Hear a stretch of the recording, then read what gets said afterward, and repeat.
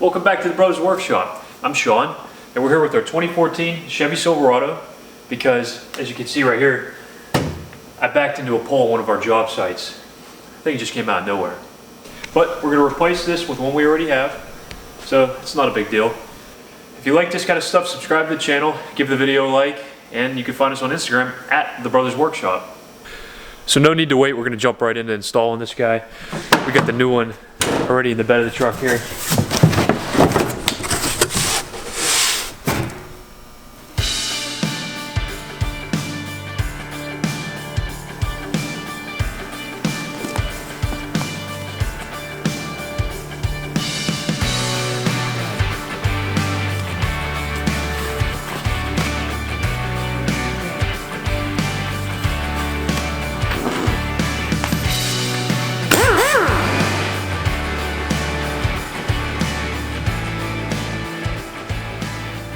I hope you guys are ready to get dirty because we're diving right into this. Underneath the truck, you're going to see that each side of the bumper, the driver's side and the passenger side, are going to have 5 bolts that need to be removed. So that's 10 total. Later in the video, you're going to realize that I only removed 4 from each side, and that was kind of a headache for me until I realized that on the side of the frame rail, there are 3 bolts that need to be removed. Underneath the frame rail, there's going to be 1 that needs to be removed. And then next to the license plate lights on each side, there's going to be 1. Finally, that 5th bolt is going to be located behind the license plate next to the light bulb. Don't forget about this one either. It's easy to break the metal. I use my impact wrench when I could, but some of these places are pretty tight, and I was forced to use my breaker bar just to loosen the bolts up enough where I could get a regular ratchet in there and finish it up. I'm going to gloss over loosening up the truck bed. It's very self-explanatory and easy to do. Each side of this truck has 4 bolts. You're going to want to loosen them about 1/2 inch. That way when it comes time to take the bumper off, you're going to be able to lift the truck bed to hook the bumper out. You could use your impact wrench to loosen up the truck bed. It's easy to get in there. But you will need an extension for some of the bolts.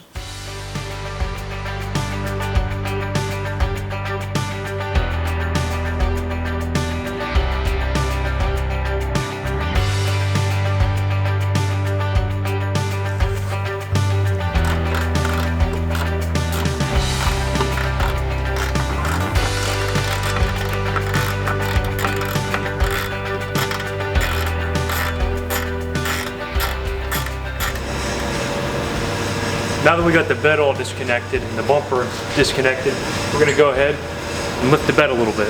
We're going to use our forklift to do this. To lift the truck bed, I chose to use my forklift. We did this with safety in mind. If you don't have a forklift, there are other options. Lifting the truck bed safely is the most important thing here. If it falls or something goes wrong, you could end up getting really hurt.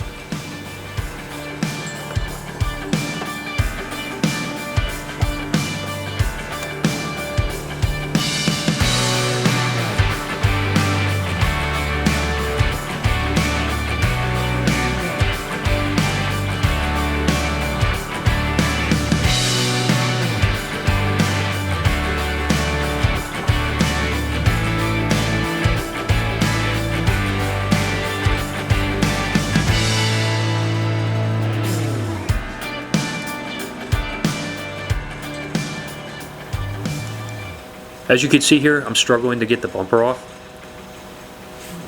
That's because everybody fails to mention that 3rd bolt on the side of the frame rail. If you don't get that off, it's going to go nowhere.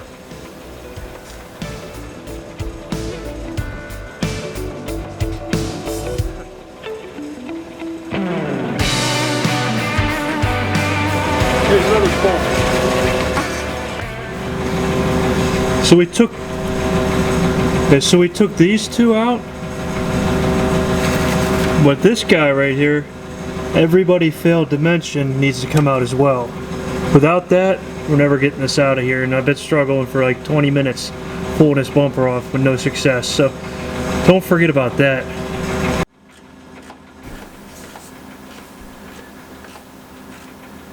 Once everything's actually disconnected correctly and you lift the bed of the truck, the bumper comes out nice and easy. So the bed's off. Remove all the bolts. When you go to remove the bumper, you're going to want to pull it out slowly towards you. Once it stops, you'll rock it backwards and pull up. This gets the bumper out from underneath the truck bed without any problems. You have to do this because the bracket for the bumper that attaches to the frame rail is an L shape.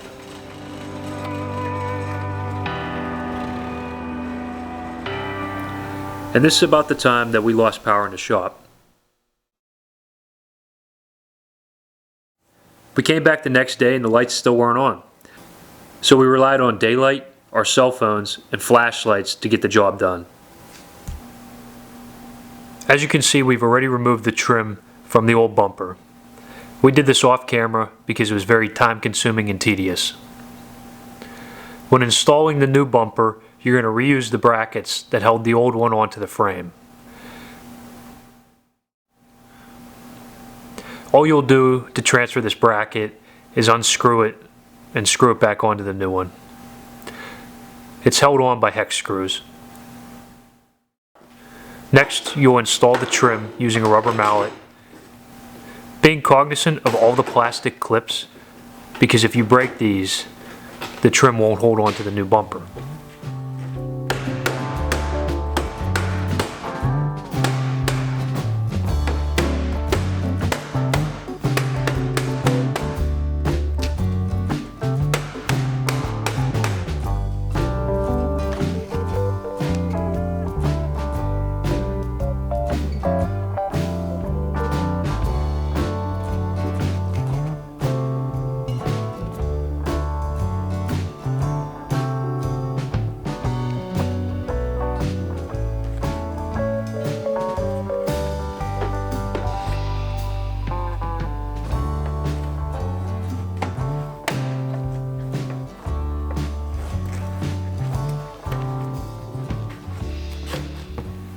Then you'll install the wiring harness for the trailer brake.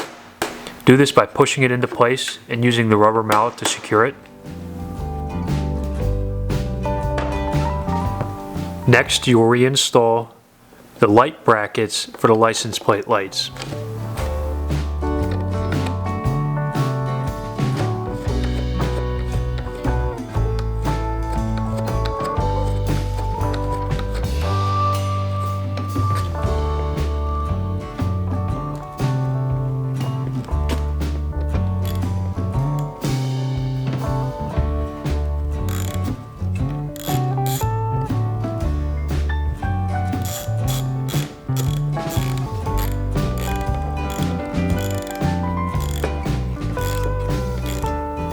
We're using a 9mm socket to get that in there.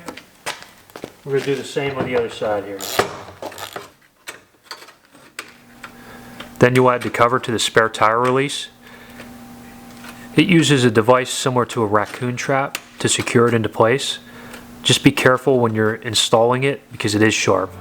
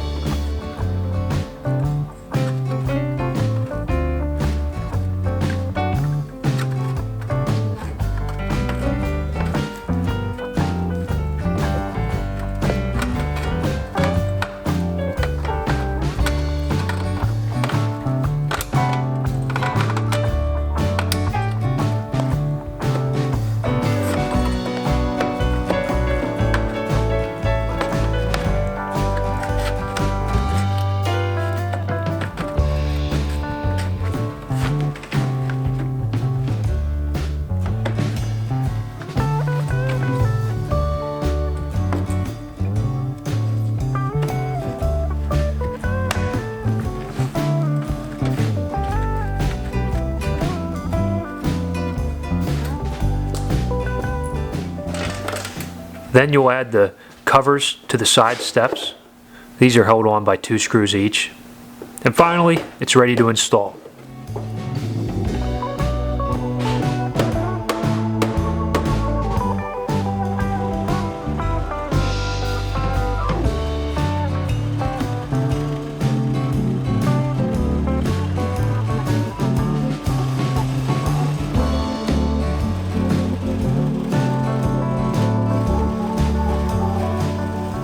Finally, the bumper is ready to be reinstalled.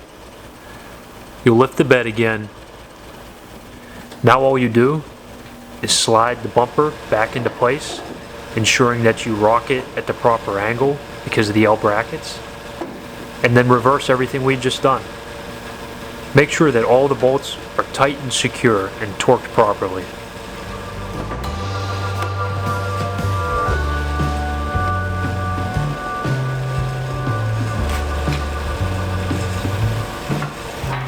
Now you're ready to go, and your truck looks brand new.